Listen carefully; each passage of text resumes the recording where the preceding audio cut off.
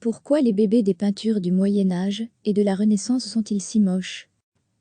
À peine nés et déjà vieux, avez-vous déjà fait attention à la représentation des bébés dans les tableaux de la Renaissance? Une chose est sûre, après avoir lu cet article, vous ne les verrez plus de la même façon. Il existe un compte Tumblr dédié uniquement aux photos de bébés moches issus de tableaux de la Renaissance, Ugly Renaissance Baby. Ce compte est rempli de centaines de photos représentant des bébés, tous plus moches, les uns que les autres.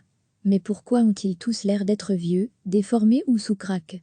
Un article très intéressant de Mieux vaut art que jamais, un blog qui vous fait redécouvrir l'art sur un ton décalé, apporte plusieurs éléments de réponse à cette question existentielle. La plupart des bébés / enfants représentés dans les tableaux du Moyen Âge et de la Renaissance incarnent Jésus. À l'époque, la religion chrétienne était omniprésente et contrôlait tout, dont l'art.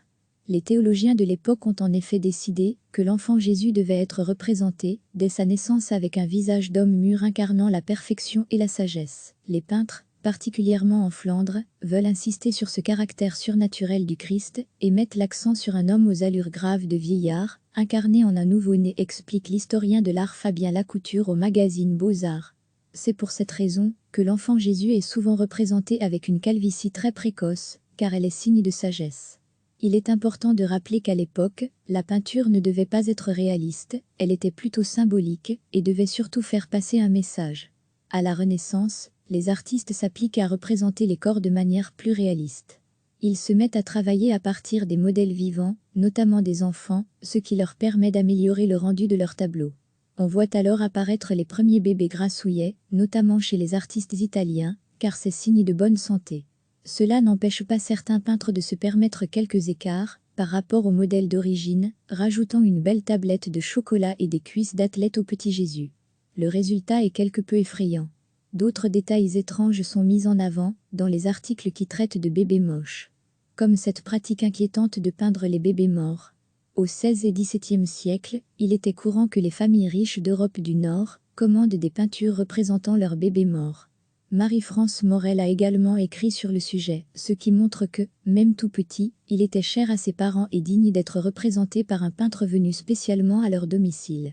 Le corps est exposé sur un lit, soit dans une position de sommeil, avec le drap ramené sur le bas du corps, avec ou sans décoration, soit le corps est entièrement visible, et il est en général décoré de fleurs et de feuillages.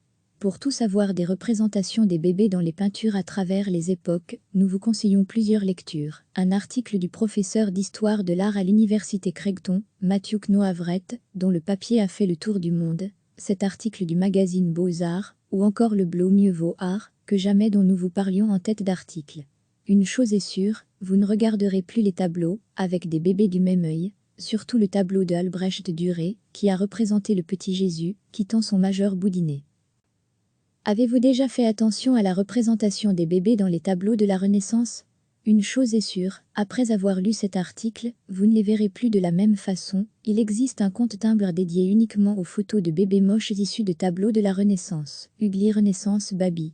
Ce compte est rempli de centaines de photos représentant des bébés, tous plus moches, les uns que les autres. Mais pourquoi ont-ils tous l'air d'être vieux, déformés ou sous crack? Un article très intéressant de Mieux vaut art que jamais, un blog qui vous fait redécouvrir l'art sur un ton décalé, apporte plusieurs éléments de réponse à cette question existentielle. À peine nés et déjà vieux, la plupart des bébés / enfants représentés dans les tableaux du Moyen Âge et de la Renaissance incarnent Jésus. À l'époque, la religion chrétienne était omniprésente et contrôlait tout, dont l'art. Les théologiens de l'époque ont en effet décidé que l'enfant Jésus devait être représenté, dès sa naissance, avec un visage d'homme mûr incarnant la perfection et la sagesse. Les peintres, particulièrement en Flandre, veulent insister sur ce caractère surnaturel du Christ et mettent l'accent sur un homme aux allures graves de vieillard, incarné en un nouveau-né, explique l'historien de l'art Fabien Lacouture au magazine Beaux-Arts. C'est pour cette raison que l'enfant Jésus est souvent représenté avec une calvitie très précoce, car elle est signe de sagesse. Il est important de rappeler qu'à l'époque, la peinture ne devait pas être réaliste, elle était plutôt symbolique et devait surtout faire passer un message. Un petit Jésus avec des abdos en béton à la Renaissance, les artistes s'appliquent à représenter les corps de manière plus réaliste.